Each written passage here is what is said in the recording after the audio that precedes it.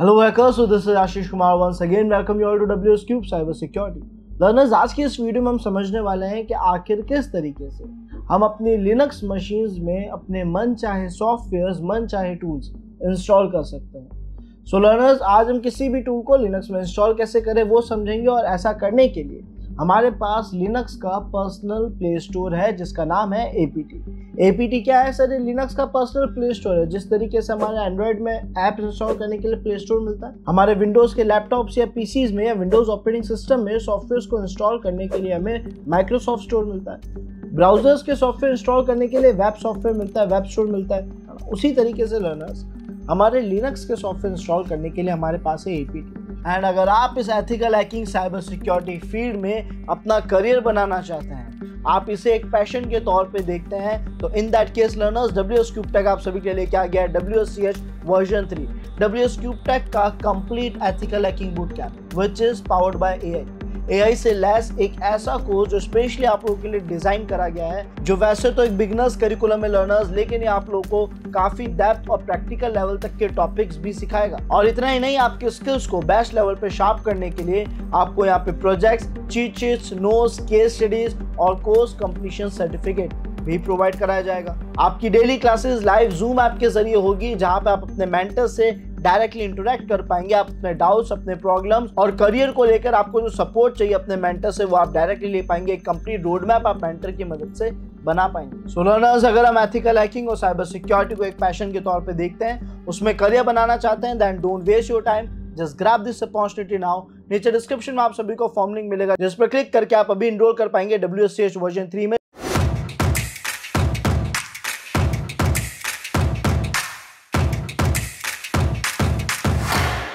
जिसे आज हम कॉन्फ़िगर करना, यूज लेना, उसके जरिए टूल्स को इंस्टॉल करना और उसके कॉमन एरर्स को रिजॉल्व करना, ये सारे पॉइंटर्स सीखेंगे। तो नॉर्मली आप जब APT को यूज लेते हो, एरर आना भी बहुत कॉमन है, जिसकी वजह से आपका सारा प्रोसेस रुक जाता है। उन एरर्स को कैसे रिजॉल्व करें वो भी हम समझ जाएंगे। सबसे पहले तो हमने रूट परमिशंस ले ली, और जो हमारे टूल का नाम है APT वो लिख के हमने एंटर प्रेस कर दिया। जैसे ही लर्नर्स ऐसा हमने करा, हमारे सामने APT की हेल्प आ चुकी है। APT का नाम, उसका वर्जन, उसका इंट्रोडक्शन, ये सारी चीजें हमें यहाँ पे विजिबल है, और उसके साथ यूज लिए जाने वाले कमांड्स, उसके options, APT list, APT search, show, install, reinstall, remove and so on. इस तरीके से हमारे पास कई सारे फंक्शंस हैं। बट इससे पहले कि आप इनमें से किसी भी फंक्शन को यूज लेना स्टार्ट करें, बाय डिफॉल्ट अगर आप लोग काली लिनक्स या कोई भी लिनक्स ऑपरेटिंग सिस्टम यूज ले रहे हो, चांसेस हैं कि आपका APT जो है वो मिसकॉन्फ़िगर्ड होगा। APT की सेटिंग्स में, उसकी कॉन्फ़िगरेशंस में कुछ गड़बड़ है, कुछ ऐसी सेटिंग्स कर रखी है जिसकी वजह से APT अच्छे से काम नहीं करेगा। तो आप इसके आगे जो भी सॉफ्टवेयर का नाम लिखोगे इंस्टॉल करने के लिए, वो कहेगा पैकेज नॉट फाउंड, ये टूल जो है हमें मिल नहीं रहा।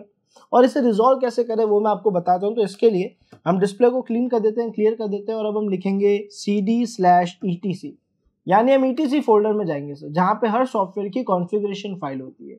वहीं पे हम जाएंगे हमारे APT के फोल्डर में, तो हमने लिखा cd APT।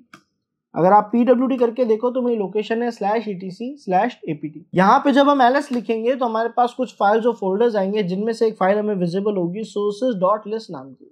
ये वो फाइल है जिसमें वो सभी एड्रेसेस है जहाँ से हमें टूल्स लाकर दिए जाते हैं, और एक्चुअली यही मिसकॉन्फ़िगर्ड है, इसी में कुछ गड़बड़ है, कुछ गलती है जो हमें सही करनी है। हमने यहाँ पे कमांड लिखा gedit, ऑल्दो शायद gedit आपके पास बाय डिफॉल्ट इंस्टॉल ना हो, तो हमें काम करते हैं, हमने कमांड लिखा nano, एक ऐसा एडिटर जो हमारे पास बाय डिफॉल्ट होगा, एक फाइल एडिटर। इसके बाद हमने लिख दिया SOUR और टैब बटन दबा दिया ताकि इसका नेम ऑटो फिल हो जाए, sources.list। आप चाहे तो कॉपी पेस्ट भी कर सकते हो, but make sure ETC APT folder में आने के बाद ls लिख के चेक करने के बाद आप फाइल का नाम एज इट इज पेस्ट करें। फाइल के नेम में अगर आपने गलती करी तो ये एक न्यू फाइल बना देगा, पुरानी फाइल को ओपन नहीं करेगा। हमने एंटर प्रेस करा, फाइल ओपन हो चुकी है। और अब होगा ये लर्नर्स के जब आप लोग पहली बार फाइल ओपन करोगे ना, तो आपको फाइल कुछ ऐसी ही दिखेगी जैसी अभी मेरे सामने विजिबल है, बिल्कुल ऐसी दिखेगी आप सभी को फाइल, जिसमें आपको केवल एक सेकंड लाइन है जो कलरफुल दिखेगी एक तरीके से। बाकी जो फर्स्ट, थर्ड और फोर्थ लाइन है, उन सभी लाइंस के स्टार्टिंग में आपको हैश बना हुआ दिखेगा, जिसका मतलब है लाइंस को कमेंट कर रखा है। और कमेंट का मतलब होता है कि ये लाइन कोई भी टास्क नहीं करेंगे, ये लाइन एक्टिव नहीं है, एग्जीक्यूट नहीं होगी, ये नॉर्मल टेक्स्ट के फॉर्म में लिखा हुआ है, एक नॉर्मल कमेंट के फॉर्म में लिखा हुआ है। तो सर ये जो सेकंड लाइन है ये कलरफुल क्यों है? इसके आगे हैश नहीं है और इसी वजह से ये आपको अलग अलग कलर्स में दिख रही है। एक्चुअली ये लाइन एक्टिव है, ये एड्रेस एक्टिव है, इसके जो कोड का जो काम था ये वो कर रहा है। तो सर हमें करना ये है, हम डाउन एरो की के जरिए, कमांड लाइन एडिटर है ये, तो हम कर्सर का यहाँ यूज नहीं लेंगे, हमारे कीबोर्ड पे जो up down right left arrow की है उसमें हम लास्ट लाइन पे आएंगे, हम अपने कर्सर को डी पे ले जाएंगे और 2 बार बैक स्पेस दबाएंगे, एक बार स्पेस को हटाने के लिए और एक बार हैश को हटाने के लिए। आप देखोगे हमारी लास्ट लाइन भी एक्टिवेट हो चुकी है क्योंकि उसके आगे से हमने वो स्पेस और हैश हटा दिया है। हमने इसे सेव करा कंट्रोल एस की मदद से और एग्जिट कर दिया कंट्रोल एक्स की मदद से। अब हम फाइल से बाहर आ चुके हैं। अगर आप क्रॉस चेक करना चाहते हो कि सर हमने जो फाइल में चेंजेस करे वो सक्सेसफुली हुए या नहीं, तो आप कैट कमांड का यूज ले सकते हो। कैट जो एक फाइल के अंदर लिखा हुआ डेटा में दिखाता है ना, तो हमने यहाँ पे लिखा cat space sources dot list, enter press करा। हमारी जो 2 लाइंस थी दोनों के आगे से हैशेस हट चुके हैं, जो हमें करना था, जो मेन कॉन्फ़िगरेशन करनी थी वो हो चुकी है। अब सबसे पहला टास्क आपको क्या करना चाहिए, कोई भी टूल इंस्टॉल करना है तो ये जरूरी है कि मेरा प्ले स्टोर अपडेटेड हो। हमारा प्ले स्टोर अगर अपडेटेड ही नहीं होगा तो मुझे नए नए सॉफ्टवेयर लाकर दे ही नहीं पाएगा। तो उसके लिए हम कमांड रन करेंगे apt अपडेट। आप apt get अपडेट लिखो, apt डैश get अपडेट लिखो या apt अपडेट लिख दो, एक ही बात है ना, इजीली यूज लेने के लिए। अब हमने apt अपडेट करा, ये apt अपडेट जो है इसने अपना पूरा प्रोसेस कंप्लीट होगा। हो सकता है मेरे केस में 2 यूआरएल्स दिख रहे हो क्योंकि आप पहली बार अपडेट कर रहे हो, है ना। मेरे केस में जो यूआरएल्स अपडेटेड नहीं थे इसने केवल उन्हें ही अपडेट करा। apt अपडेट करने के बाद हम यहाँ पे एक और कमांड रन करते हैं विच इज apt अपग्रेड। क्या मतलब है अपग्रेड का, तो सर हमारे एंड्रॉयड मशीन में भी जितने भी सॉफ्टवेयर इंस्टॉल है, हम अपने प्ले स्टोर में जाते हैं, उसमें एक ऑप्शन आता है अपडेट ऑल का, उस पर क्लिक करते हो सारे इंस्टॉल्ड सॉफ्टवेयर अपडेट हो जाते हैं। सभी इंस्टॉल टूल, सभी इंस्टॉल सॉफ्टवेयर उस डिवाइस के अपडेट हो जाते हैं। वही काम apt अपग्रेड करेगा। apt अपडेट ने क्या किया सर, प्ले स्टोर को अपडेट किया, और apt अपडेट मेरी मशीन में जितने भी टूल्स, पैकेजेस, सॉफ्टवेयर हैं सबको अपडेट कर देगा। हमने कमांड लिख के एंटर प्रेस करा, ये बताएगा कि कितने पैकेजेस को अपडेट होने की जरूरत है, कितनों को नहीं है। ऑल्दो मैंने रिसेंटली अपडेट करा था तो हो सकता है बिल्कुल भी अपग्रेड ना करे, जैसे इसने यहाँ पे कह दिया कि अपग्रेडिंग के लिए 0 टूल्स है, सब कुछ अपग्रेडेड है। आपके केस में ये अपग्रेड प्रोसेस होगा और आपको इसे पूरा टाइम देना है। ये अच्छा खासा टाइम लेगा, एक बहुत अच्छा टाइम लेगा पूरे सिस्टम को अपग्रेड करने में। आपको वो टाइम इसे देना है फर्स्ट टाइम, है ना, एक बार जरूर देना है। अब हम क्या करें, तो सर अपडेट और अपग्रेड हो चुका है। अब आपको जो भी टूल चाहिए आप बहुत इजीली इंस्टॉल कर सकते हो। फॉर एग्जांपल मुझे ग्राफिकल एडिटर चाहिए, तो मैंने लिखा apt install gedit, enter press करा और ये टूल में डिवाइस में इंस्टॉल हो जाएगा। और अगर आपके पास ये टूल ऑलरेडी इंस्टॉल्ड है तो ये उसे अपडेट कर देगा, और ऑलरेडी अपडेटेड भी है तो ये आपको बता देगा कि ये टूल जो है सर ये तो ऑलरेडी अपडेटेड है, ऑलरेडी द न्यूएस्ट वर्जन है। यहाँ पे आपको लिखा हुआ दिख रहा होगा gedit is already the newest version, है ना। उसके अलावा और हम क्या कर सकते हैं, तो सर इंस्टॉल हमने कर लिया, हम चाहे तो किसी टूल को अनइंस्टॉल भी कर सकते हैं, बट मैं ऐसा करना आप लोगों को कम रिकमेंड करूंगा क्योंकि इसमें आप कई बार एरर्स क्रिएट कर सकते हो। अगर आपका कोई टूल अच्छे से काम नहीं कर रहा है तो आप उसे रीइंस्टॉल कर दो, ये ज्यादा प्रेफरेबल है ना। तो हम कमांड लिखेंगे apt रीइंस्टॉल, कोई भी टूल अगर एरर देता है तो, और उस टूल का नाम gedit, एंटर प्रेस कर दिया। अब ये gedit नाम के सॉफ्टवेयर को अनइंस्टॉल करके फिर से इंस्टॉल कर देगा। तो ऐसा करने पे एरर्स भी सॉल्व हो जाएगी, मुझे पूरा टूल रिमूव भी नहीं करना पड़ेगा, क्योंकि अक्सर जब आप टूल रिमूव करते हो वो कुछ काम की फाइल्स भी डिलीट कर देता है, जिससे आपको आगे चल के काफी इश्यूज फेस होंगे। तो ये तो बहुत ईजी था टूल्स इंस्टॉल करना, लेकिन सर हमारा जो apt है उसमें एरर्स आ जाते हैं, और कई बार ऐसे एरर आते हैं कि फिर हम कोई भी पैकेज का नाम लिखे या तो एरर दिखाएगा या वो दिखाएगा पैकेज नॉट फाउंड। तो पहला सॉल्यूशन तो यही है कि sources.list को अपडेटेड रखो। दूसरा, चेक कर लो आपके डिवाइस में इंटरनेट चल रहा है कि नहीं चल रहा है, तो अपने ब्राउजर पे जाओ और कुछ भी सर्च कर लो, या फिर पिंग स्पेस google.com लिख दो। अगर आपको आपके पिंग्स के रिप्लाई मिल रहे हैं, इट मींस आपका इंटरनेट एक्टिव है, चल रहा है। अब इंटरनेट चल रहा है तो इसका मतलब सॉफ्टवेयर में एरर है, और सॉफ्टवेयर एरर रिजॉल्व करने के मैं आपको कुछ कमांड्स बताता हूँ। अगर मेरे apt में एरर आ रहा है तो सबसे पहला कमांड जो हमें ट्राई करना चाहिए वो है apt इंस्टॉल -fix -broken। ये क्या करता है, जितने भी ब्रोकन पैकेजेस हैं, ब्रोकन लाइब्रेरीज हैं जिनकी वजह से एरर आ रहा है, ये उन्हें सही कर देगा। तो अगर कोई एरर इस रीजन से आ रहा है तो ये अपना आप सही हो जाएगा। बट मान लेते हैं अगर ऐसा करने पे भी एरर सॉल्व ना हो तो हम कमांड रन करेंगे apt इंस्टॉल -fix -missing। ये क्या करता है सर, जितने भी मिसिंग पैकेजेस है, कुछ एक आधे टूल्स, कुछ ऐसे नंबर ऑफ टूल्स होते हैं जो रह जाते हैं, मिस हो जाते हैं, अपडेट करते हुए, इंस्टॉल करते हुए कुछ फाइल्स, कुछ लाइब्रेरीज रह जाती है, ये उन्हें सेटअप कर देता है, जिससे फिर से अगेन आधे से ज्यादा एरर सॉल्व हो जाते हैं। लेकिन हम अभी भी मान के चल रहे हैं कि इन दोनों कमांड से हमारे एरर सॉल्व नहीं हुए। अब क्या करें, ऐसे में हम कमांड रन करते हैं apt clean। नॉर्मली लर्नर्स हमारे एंड्रॉइड डिवाइस में भी हम ऐसा करते हैं।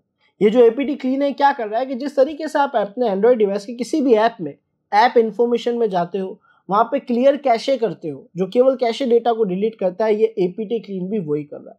और इसकी एक डिमांड है कि जैसे आप एपीटी क्लीन कमांड रन करते हो उसके जस्ट बाद एपीटी अपडेट कमांड जरूर रन कर दीजिएगा। ये स्लैश बाय मिस्टेक ऐड हुआ था, आपको स्लैश लिखना नहीं है। तो एपीटी क्लीन का रूल है कि उसे रन करने के बाद एपीटी अपडेट जरूर करा जाए। और अगर इससे भी एरर सॉल्व ना हो तो फिर हम एक और कमांड ट्राई करते हैं, हो सकता है उससे एरर सॉल्व हो जाएगा, अदरवाइज मैं आपको एक लास्ट कमांड और बता दूंगा। तो हमने यहाँ पे नेक्स्ट कमांड लिखा विच इज rm-rf/war-lib-apt-list*।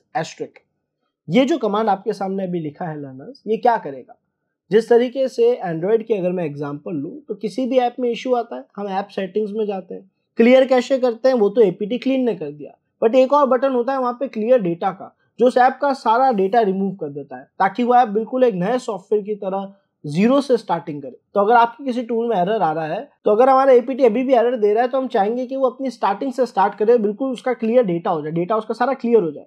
उसके लिए हम ये कमांड रन कर रहे हैं। आरएम का मतलब रिमूव है और आरएफ का मतलब है रिकर्सिवली एंड फोर्सफुली। हमने एंटर प्रेस करा, ये डेटा डिलीट कर देगा, वाई लिख देते हैं, है ना, यस और नो पूछ रहे थे हमसे।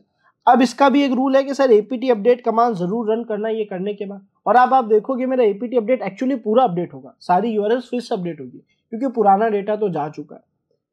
इन कुछ 4-5 कमांड से लर्नर्स, इन कुछ 4 कमांड से लर्नर्स, चांसेस तो है कि आपके एरर सॉल्व हो जाएंगे।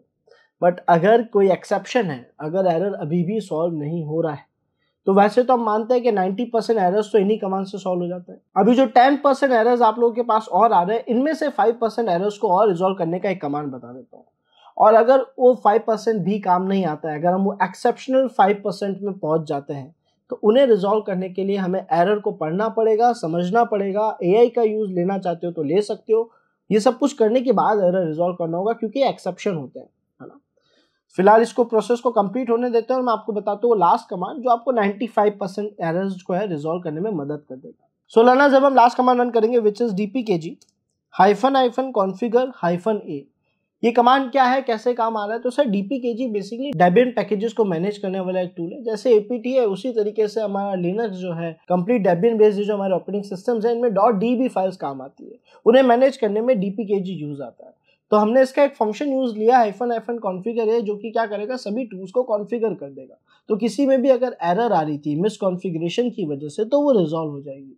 तो ये हमारे कुछ ऐसे 5 कमांड्स हैं जो हमारे 95% एरर्स को सॉल्व कर देते हैं। 5% एक्सेप्शंस हैं, हम नहीं कह सकते क्यों आए हैं, किस रीजन से आए, बट जब भी एरर आएगा उसमें लिखा हुआ आएगा। उस एरर को अगर आप अच्छे से पढ़े, एनालाइज करें, या उसमें आप एआई की मदद लें, तो आपके लिए उन एरर्स को रिजॉल्व करना बहुत आसान हो जाएगा। उम्मीद करता है लर्नर्स आप सभी को अपने लिनक्स मशीन्स में किसी भी टूल को इंस्टॉल करने का प्रोसेस अच्छे से समझ आ चुका है। So see you in next video. Thanks for watching this video.